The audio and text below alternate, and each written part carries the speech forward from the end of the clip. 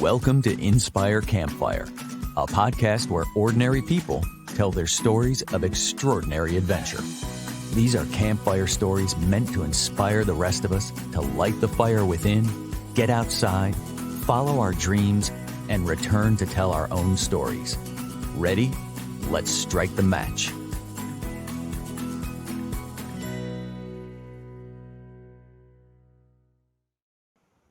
Welcome. Oh, today we have such a special treat at the campfire. I've been on a journey of personal growth my whole life. Setting big goals and working to achieve them has always been something that's been a huge passion for me. And today we're going to talk about climbing Mount Everest. So in mountaineering, this is like the goal that's as big as it gets. And in life, climbing Mount Everest is a metaphor for that big, hairy, audacious goal. It seems impossible. It seems crazy. Everest is the world's highest peak. It stands at over 29,000 feet above sea level, which is equal to 5.5 miles up in the sky. So according to Wikipedia, the first recorded summit of Everest was by Sir Edmund Hillary in Tenzing, Norway in 1953. But I guess there's some controversy around that because George Mallory and Andrew Irvin made an attempt in 1924, but they did not return to tell their story. So it's unconfirmed whether they actually reached the summit. So as of 1987, only 200 people had actually summited, but climbing this behemoth has become more popular in recent years. And by 2013, there had been 6,871 summits. Over 200 people have died on Mount Everest, and many of their bodies remain on the mountain. We're about to have a campfire conversation with my very good friend, Taylor Grist. Taylor is a local boy from Concord, North Carolina. He's a family man, and he is a very dear friend. He's one of the most humble, down-to-earth, and funny people that I know. And he also just returned from an epic journey to climb Mount Everest. Taylor, my man, welcome to the campfire. What's up, Scott? How are you? What's going on, man? I am so excited about this conversation. Me too, buddy. Man, how does it feel to be back? Surreal. that's how I would put it. The stats you put up makes it sound so grim and deadly. But coming back, it's a totally different story than how it's perceived. So. Yeah, good to be back. Good to be back with family. Good to be back to work, but also miss the simplicity of the mountains as well and the ease of making decisions compared to being back here. It's a lot tougher. Yeah. So let's go right in, man. The stats make it sound grim. I mean, Mount Everest is a big, hairy, audacious goal, but you just said it's not as grim as scary as it looks. Like, talk to me about that. Yeah, just feet on the ground, and it's an amazing adventure. Most time it's a once in a lifetime opportunity. And so, having the right team and having the right company to support you and get over there, especially during the pandemic, was pivotal. It's scary at first, but then once you get there and you're sitting at base camp and you're looking up, it's not as bad as it seems. And that's certainly one of the places that I want to go. I definitely want to talk about the details of the trip. I think people listening are super intrigued. Like, what is the story of Mount Everest? Like, what does that take? But I mean, you just said yourself, like, there's a whole lot of fear that you have in the beginning, and then once you get there, it's not so bad. But I mean, I gotta believe like that's the hardest part is getting over that fear. So. Tell me about that fear, like that decision-making process. Yeah. So, it's not a spur of the moment journey. It's, something that takes years and years and years.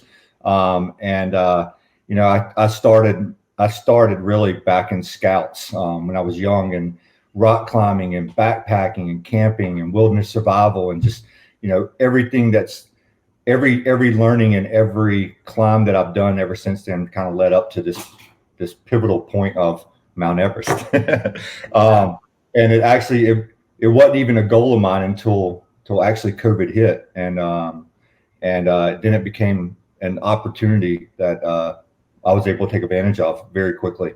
So yeah, it's a full year of training during a pandemic, and traveling up to New Hampshire to ice climb with some key people up there about once a month, and then hired a coach through Training Peaks that became one of my really good buddies, and just started that path. And a year later, we were ready to roll, and we were able to get a flight into Nepal and start our trek in.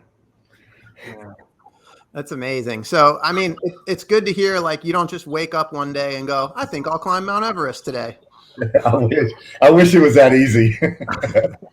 Yeah. So scouts, so climbing, outdoor adventures, like, how did you get into mountaineering?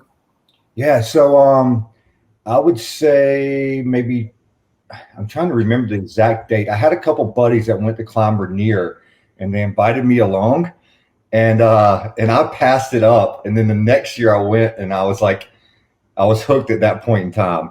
As you know, those two people were yourself and Mr. Southern Man. Yeah. And when you guys came back and I heard your stories, I was like, oh man, this sounds like something for me. Man, and the fun thing is, like, I had a blast on that trip, but then, watching you kind of go and do Mount Rainier, and then I think you did Mount Rainier a few times, didn't you? You did a couple of different. Yeah, 3 times, once in the wintertime. Yeah. Yeah. And so what's super fun about this, to kind of bring it full circle, the voiceover for this podcast is my friend named Kevin Schoolcraft, and I'm sure he'll be on this podcast at some point, but he was my inspiration for Mount Rainier. Awesome. That is a full circle. It's totally full circle. Now it's, I think that was close to 15 years ago, but man, life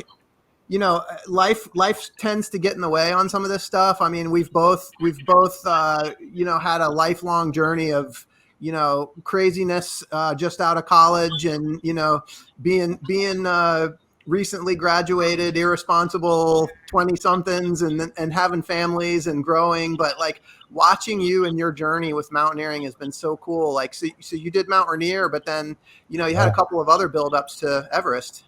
Yeah, Mount Rainier, and then I climbed the tallest mountains in Mexico, and then I traveled around South America and did climbing in Bolivia and Chile and Argentina, and then in 2017 I did Denali and was able to summit Denali, and then from there it was I was planning to do Aconcagua.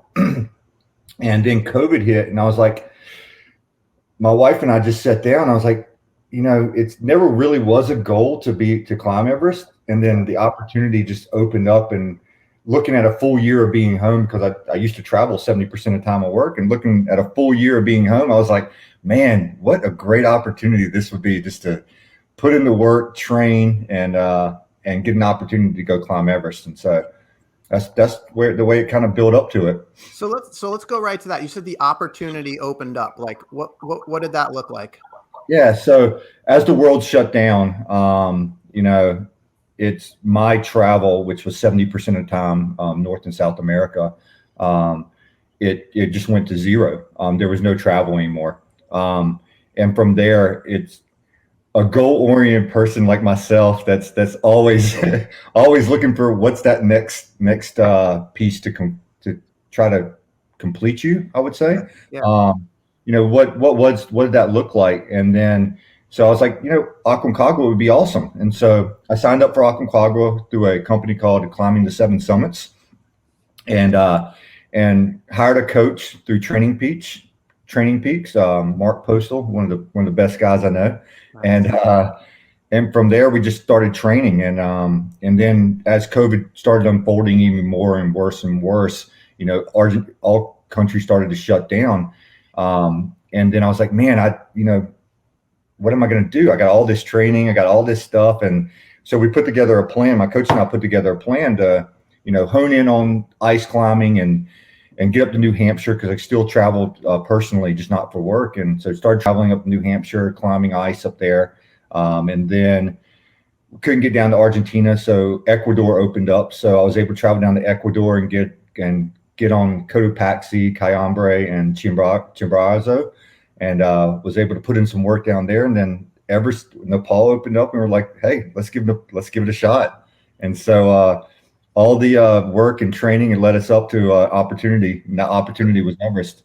So talk about that. Just like, so you said Nepal opened up, and it was like, hey, let's give it a shot. That's like, what was like, what, I mean, was it that easy? Like Nepal opened up and you just like, we're going? Was there like, what was that decision-making process? Pretty much, well, decision-making process was, hey, Lindsay, which is my wife, what do you think about this idea? And she was like, okay, all right, I'm cool with it. Let's do it. And then the next step was my boss, and he's like, hell yeah, like you should do that. And I was like, okay, sounds good. So I had two of the hardest obstacles kind of just taken care of.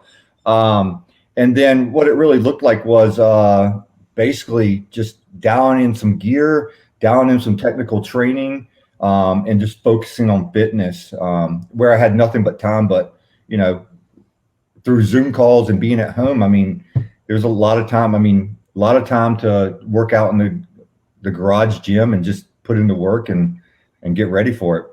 Yeah.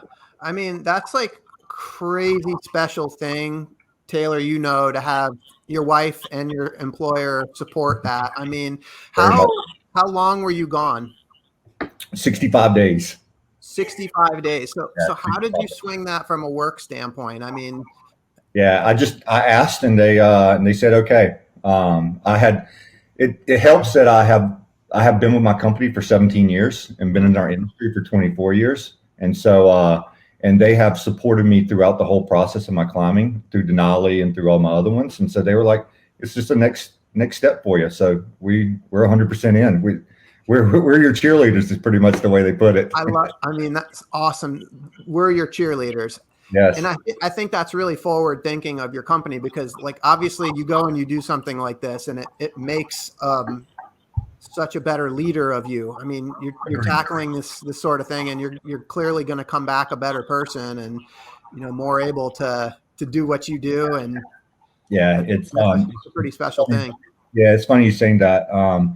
It's different. It's when 65 days you're in a fight or flight mode, it's pretty much what you are. And you come back, your choices are a lot more simpler when you come back. You're not having to choose between one extreme or another. It makes it a little bit easier coming back and taking on more responsibility because you know you can deal with it. So what's the fight or flight when you're out there? I mean, let's go to Everest. So talk about that fight or flight. Like, do you want to kind of just give a quick overview, like, of you said you were there 65 days, like, can you kind of walk through what that 65 days look like? Yeah. So traveling during a pandemic is pretty crazy anyways. You know, your PCR test, your quarantine once you get to Kathmandu. But from there, once you're there, once you get there, it's really half of it's taken care of. The next step is really about a 15 day trek in through the Kumba Valley. And you're staying in these tea houses, you're doing acclimatization climbs in between that for about 15 days. And then once you get to base camp, you're living at 17,500 feet for the rest of the time. I mean, that's where you reside. That's where, you know, you're trying to acclimatize as much as you can with the shortness of oxygen. And then the milestones really on Everest are, I mean, you couldn't do it without the people and the support of the Sherpas and of your climbing team. And, you know, just the hardest part, you know, the most deadly part is going through the Kumba Icefall. But once you get through that, and it's pretty hectic, you're going through it like early morning hours where everything's still frozen, but you can hear blocks of ice just crunching behind you and all around you, and avalanches all around you as well. And it's pretty crazy. So what's going through your mind and what's going through your body at that time? Can I get enough oxygen? Can I get enough food? And one step in front of the other. So is it a worry of future? Is it like worry, or is it like, are you actually feeling shortness of breath, or are you just worried about what might happen, or are you actually feeling this stuff? I don't think you worry about too much more than about like what's going to happen. It's more of you're present in the moment in that point in time. I mean, it's like how do I get through this as quickly as possible? How do I make sure that I'm keeping enough calories in me so I don't bonk? How do I make sure that I'm drinking enough water? Because I mean, just so I don't get dehydrated and get altitude sickness. It's so many different things are happening at one given time. And it's like, am I too cold? Am I too warm? Do I have enough water? Do I have too much weight? It's like just so many different things. And so, your first trip through, you make roughly 3 rotations through the Kumba. And your first time through, it's just eye on the prize, just staying one foot in front of the other. Yeah. And how long does it take to get through the Kumba? First, so this year was a really dry year. So going back to it, this year was a crazy year, just because COVID. It's not a lot of people traveling. Not a lot of people on the trail. It was pretty much dead on the trail for real. There was usually it's packed, and from what we heard, but we hardly saw anybody on the way in. And then once we got to base camp, it was scarce, and then it started to fill up. And then from there, it's I'm trying to so the time that it takes, because you said you had to go through the Kumbu icefall a couple of times. Yeah. How long does it take to get through the icefall? The first time it took us 8.5 hours, and then the second time took us 6 hours. Yeah. Okay. So you had to go through twice. So do you go through and then come back down, and then back up again? So you go through, you stay at Camp 1, and then maybe go to Camp 2, depending on the weather.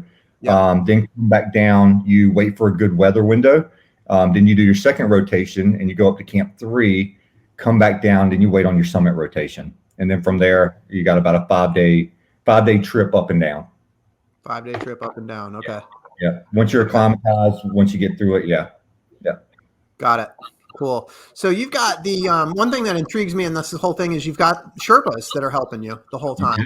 You do. Are these people with you the entire time? Pretty much, yeah. They from the start of your once you're in Kathmandu, you meet your Sherpas that you're with and your climbing team, and then from there you're together until your trip out. And so our Sherpas were phenomenal. I mean, they're the backbone of this industry and of this climb. They're the ones that fix the lines. They're the ones that make sure that everything goes as according to plan as much as possible. Yeah, keep you safe. Yeah. Well, so I'm curious, how high do they go with you? All the way. All the way to the top. Yeah. They have to be with you the whole time. It's like Nepal policy. They have to be with you the whole time. So to me, that's a pretty incredible thing. People travel there to climb Mount Everest, but these people are doing it how many times a year? 1 or two times they'll do it. And you're with them night and day for 65 days. So they become your family. I mean, they're still my family. We still stay in touch. We're constantly close. We talk a lot. It's that Buddhist culture. They're the most loving people I've ever met in all of my travels. Yeah. Some of the best people in the world. Yeah. My guess is you made them laugh. I'm sure they made me laugh as well. I'm sure those guys loved hanging out with Taylor Grist. I'm sure you were a pleasure to serve. My nickname was San Miguel, and so San Miguel is a beer in the region, and nice. So on the trek in, I was the one staying up late with them, drinking beers with them, and hanging out and getting to know them a lot better, and so they nicknamed me San Miguel. San Miguel, I love it. Okay, I'm going to keep that one in mind for future. Absolutely. Taylor, you guys got up to a really high altitude, and you guys didn't get to the top. You had some stuff happen. You want to tell us about that? Yeah, of course. So like I said, crazy season. I wouldn't do it over. I mean, I would do it over again. Yeah, of course. But our team executed flawlessly for first rotation, second rotation. And on our second rotation, so let me just go through this. So first rotation, we made it to Camp 1. We got bogged down on a 3-day, 2.5-day, pretty much a storm.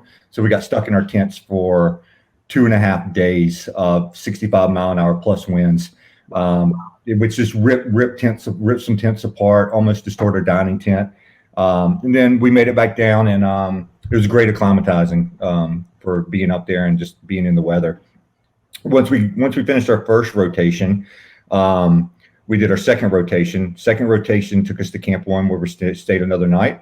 Then we moved up to Camp 2 at roughly 22,000 feet. Camp 1's at like 19,500. Then we moved up to 22,000. Stayed at Camp 2, had some more weather come in. And during this time period, I think that was when the first typhoon went through. And we had 2 typhoons actually go through while we were there. Yeah. And then after Camp 2, we went up to Camp 3 at 23,500 feet.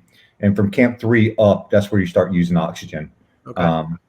And what I don't think most people understand is like the fluctuation in temperatures. It's crazy. Like it could be like -30 or it could be like 105 degrees Fahrenheit, just from the radiant heat off the glacier. Really? Wow. Yeah. And then as you're going from Camp 1 to Camp 2, it's like you're going through the coal, and there's hardly any wind. It's just the sun's just beating on you hard. And Wow. Same thing was whenever we were coming back from Camp 3. It's just so hot, just so hot. Yeah. I didn't realize it got so hot. Wow. Yeah, the weather changes pretty quickly. That's why you have to wear like a -40 down suit, and then try to shed that pretty quickly as well. Yeah. Yeah. So you're at 23,500, and you're within like days, hours of your summit attempt? About a day and a half. Yeah. Okay. About a day and a half. And so we made it all the way back from Camp 3 back to Camp 1. I mean, got to base camp, and we're sitting at base camp. We had that second typhoon going through, and we're waiting on our weather window. And what happened was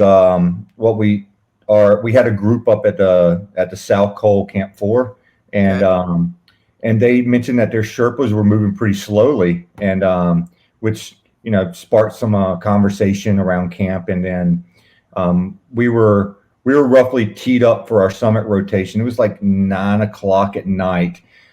We had all just kind of left the dining tent, getting ready to go to bed, and wake up at 1 a.m. and start heading for the summit, or for our summit attempt.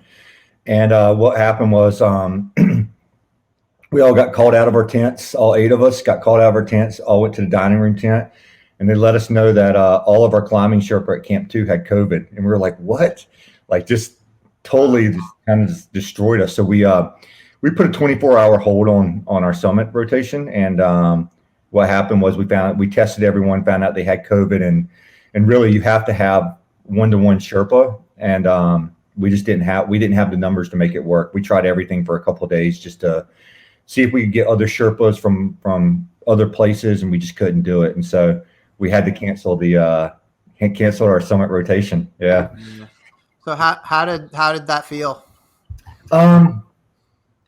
At first, it was very, very disappointing. A couple of us were really optimistic that we'd be able to figure it out, but it just didn't evolve that way. People took it harder than other people, I would say. And then once we found out it was over, we pretty much got drunk. We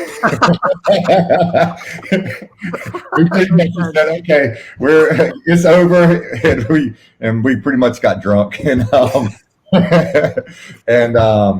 makes sense. Was that? No, it makes complete sense. I mean, And then about a day later, the second typhoon was going through, and so we made a choice to leave as a team. A lot of people chose to helicopter out once the typhoon left, but we chose to leave as a team, and we left at 7 a.m. and we humped it back through a typhoon and heavy snow, downpour, rain the whole way back, and did it in 2 days, where it was a 15-day trip in. So a lot of camaraderie coming out of it. Yeah. No, that makes total sense. Well, listen, when we were on the phone the other day, I mean, you were very convicted that it was absolutely the right decision and no second guessing. I mean, And I think you were kind of explaining that it was getting to the end of the climbing season, so there wasn't really an option to keep going. Yeah, so our summit day was scheduled for May 28th. Climbing season closed on May 31st. So that really gave us 2 days to get back down once we summited, which is all you need. But it was absolutely the right decision. I mean, when you're talking about family, and that's what we still, that's what we are. You don't want to put unnecessary risk on people. And the symptoms of COVID are almost exactly similar to the symptoms of altitude sickness and HAPE and other things. And so just that shortness of breath and things like that, it could put unnecessary risks where there shouldn't be any, especially on a mountain like that. So we absolutely made the right decision. You guys made the right decision. And I told you on the phone the other day, I mean, to me, like, for what it's worth, it had to have been heartbreaking for you. But to me, you're my friend that climbed Mount Everest. Like, I could care less whether you got to the summit or not. Like, I am just inspired beyond belief by the fact that you were able to train for this and make this thing happen. Like, it's just incredible. And the fact that, I mean, you were prepared. You were prepared to do it. You had the mindset to do it. You had the physical body and stamina to do it. And to me, that's what matters. Like, you've inspired me. Like, watching you through Mount Rainier and South America and Denali and everything that you've done. It's really, really inspiring. The thing about this podcast is what we're trying to do is really just encourage people to get outside and, and find that connection with nature. And, you've been doing that your whole life. And so my question for you is, why, you said you're goal oriented, right? I mean, you could have picked any goal, right? You could have run a marathon, or you could have, like, why the mountains? What calls you to the mountains? There's no other place like it in the world. There's no other place where you can truly disconnect from, the world. No cell phone, no email, and your ability just to reflect on your life, whether it's family, work, and yourself, right? Everybody needs that time, whether it's 30 minutes, whether it's an hour, whether it's 65 days. Everybody needs that time to just take a step back and say, because it's a crazy world out there, just to take a step back and say, you know what is it I want to do? How can I be better? How can I be more positive? And really just, taking a look at that and taking a real look internally. And that's what it does for me. Plus, so you said when you're out there, you disconnect and you reflect, like, what happens to Taylor in the mountains? Yeah. I've become a much more peaceful person. And there's just so many learnings, right? From, working with the team, to, leading, and to, picking the right choices that, if you don't drink, I mean, everything's a choice. And, you don't drink enough water, that you're going to get frostbite or you can get dehydrated. It's just, having that natural awareness of things, it really helps you hone that in, and just being. Tell me about that natural awareness. I mean, it's a presence, right? It's like it is. It's a lot of practice to be present in the present. You know what I mean? It's really hard. I mean, we get distracted by, our cell phones, by the clicks, everything in the world, like, that can distract us. I mean, being present where you're at, it's very humbling. And it also, I think it makes you a better person. Why can't we find that presence and that solitude just like here in our day-to-day lives? I think we can. I truly think that we can. I think we let the outside world draw our attention to other things, instead of focusing on things that are important. And being off the grid, I think, kind of level sets you, and helps you understand what's really important in your life. For me, coming back, it was, I spent 65 days away from my family and from my work, and coming back, it was like, I am a much more peaceful person. I'm more understanding of things, and it happens every time. And then also just being, listening to other people. We like to talk. We like to do all these things that, make us feel better, I would say. But, just listening to what other people have going on helps them as well. So, yeah, the understanding. I mean, I know for myself personally, like every time I travel, I just like my awareness becomes more expansive because of just the different cultures and the people. And so like through your journey of mountaineering, I mean, you started on the small side with hiking and then Mount Rainier and then Ecuador. I still have trouble. Can you say the Ecuador? It's Aconcagua. so Aconcagua is on the border of Chile. Aconcagua. Yeah, that's I gotta say that a bunch of times because every time I see it on paper, I struggle with it. But so the progression, and then like Denali, you made a comment to me that Denali was actually harder than Mount Everest. But I'm just curious, like, how did you grow in each one of those experiences, and how did those experiences grow on each other? Like in terms of what you're talking about here, the peace and the understanding and the reflection. Yeah, I know anytime you put yourself into situations that challenge you, you're going to come back a stronger person. And so every progression that you have kind of pushes those boundaries and pushes your risk assessment, I would say. And so the more risks you take, that's acceptable risk to your skill set, the more you're going to learn, the better off you're going to be. And so if you continue to do that, whether it's pushing yourself at work, whether it's pushing yourself outside your norms with your family, whether it's pushing yourself like on an outdoor adventure, coming back from that, you're always going to be a better person. Yeah. I love that. I love that so much. The challenge and the risk lead to growth. That's what I heard you say. And so, it's almost like you push your limits, you push the risk, you push the challenge, you grow to a certain point, and then you're ready for more. Then you're ready for more. Yeah, absolutely. I'm ready for more already. So what's next? Oh man. There's a couple projects that are out there that I like to look at for 2022, but I also gave a commitment to my work and to my family that 2022 would be a light year. Yeah. So Everest definitely in 2023. I'm going to go back, finish what we started, and plus got a better understanding of what to expect.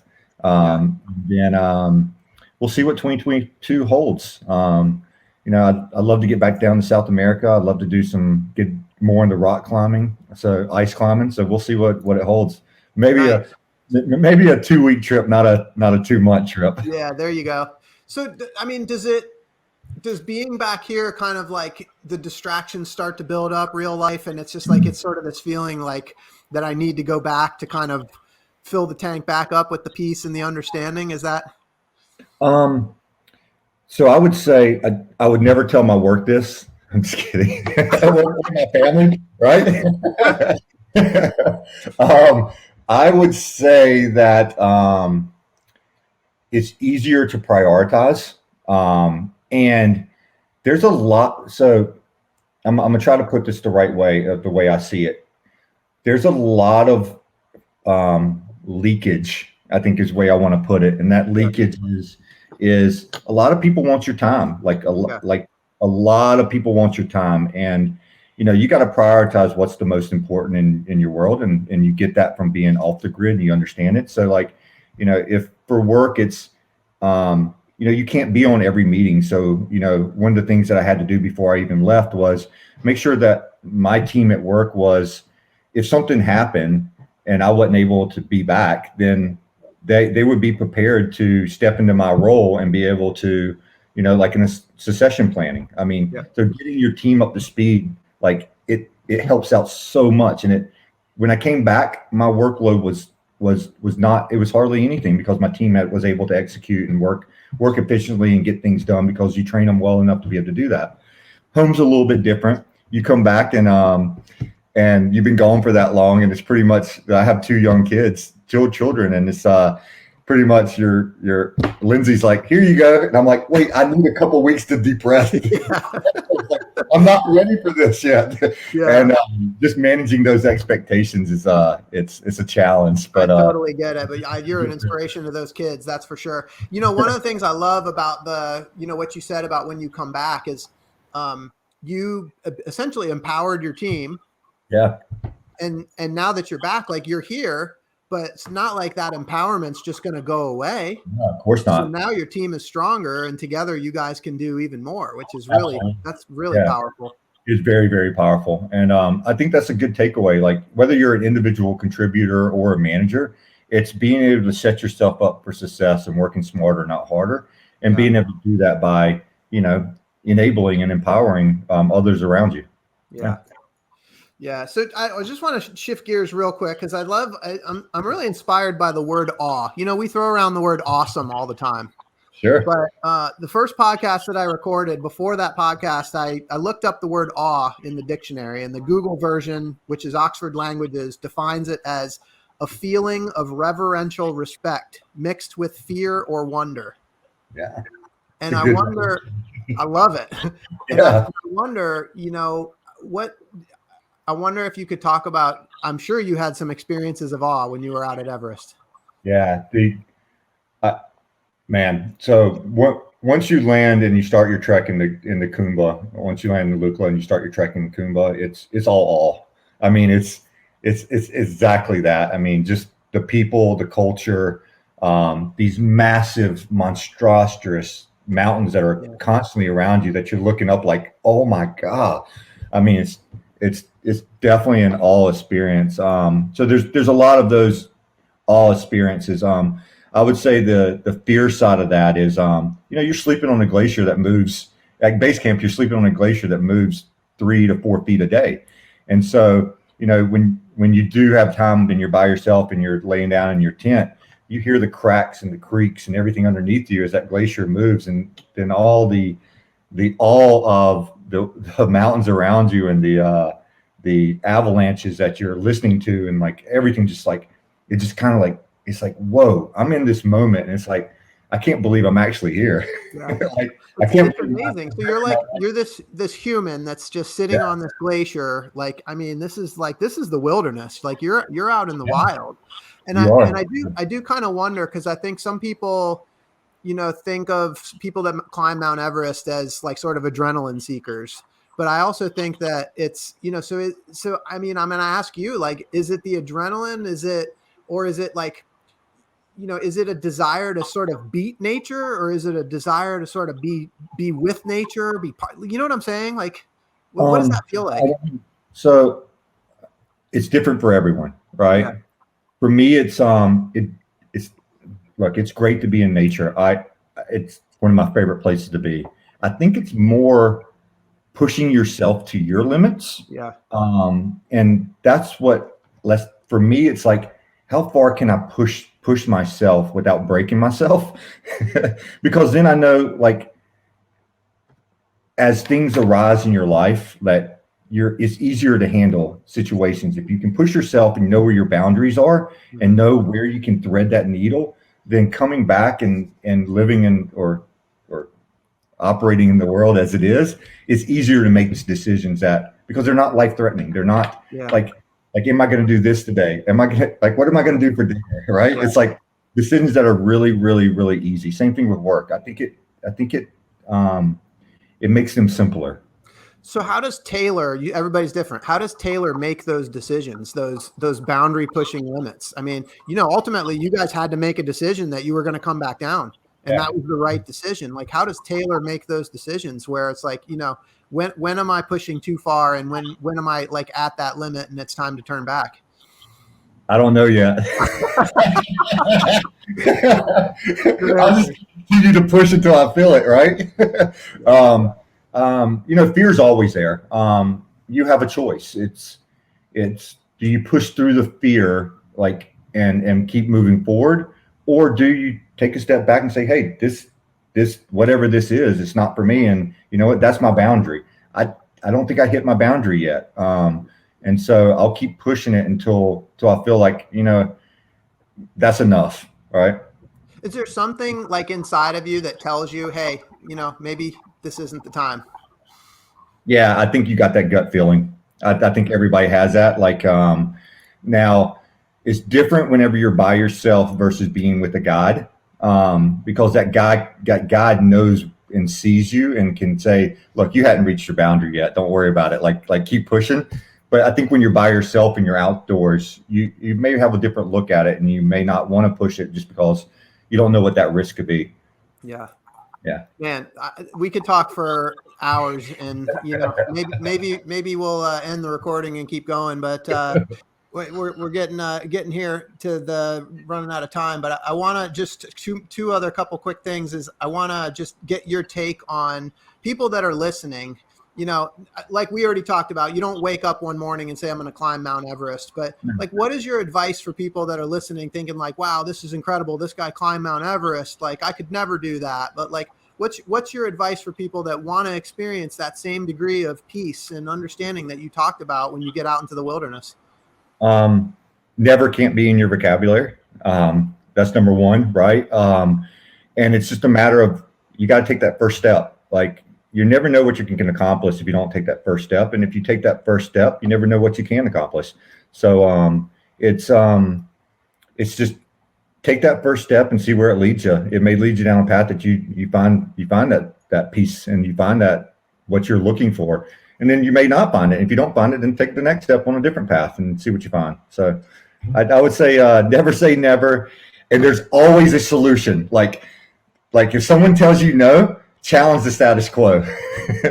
There's always a solution. There's always a way to figure something out. So yeah, if you want your dream, you just have to go after it. Yeah, you do. Yeah. But make sure you get your wife and your work on board. You got to have the support. That's been a consistent theme here for sure.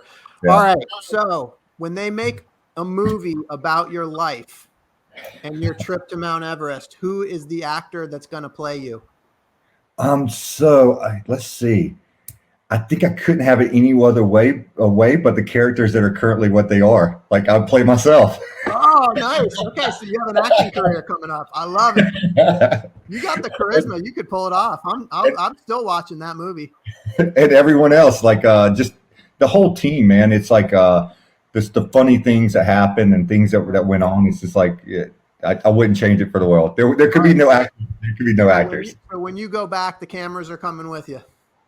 Let's do it. There you go. All right. What's your movie going to be called? I think Untangled. Untangled. Untangled. Untangled. Untangled. Right. Just because give me some context on that. I just say, you got there's a lot of things going on in your head, right? And so if you can simplify it and not get caught up in just like the rat race and just untangle your life, like you can accomplish a lot of things. That's magic. Untangled. Untangled. Keep it simple. That's what I'm hearing. Exactly. Keep it simple. Dude, this was so awesome. I really appreciate it. To everybody listening, I hope you've been inspired as much as I have. I hope that Taylor's story has encouraged you to listen to that voice inside of yourself that calls you to adventure. Because I want to hear your story next. And if you have a story to tell, or you need a nudge to get out and create one, send us an email. And until next time, I want to encourage you to get outside. Thanks for listening. Taylor, thanks for doing this. Thanks, Scott. Really appreciate it.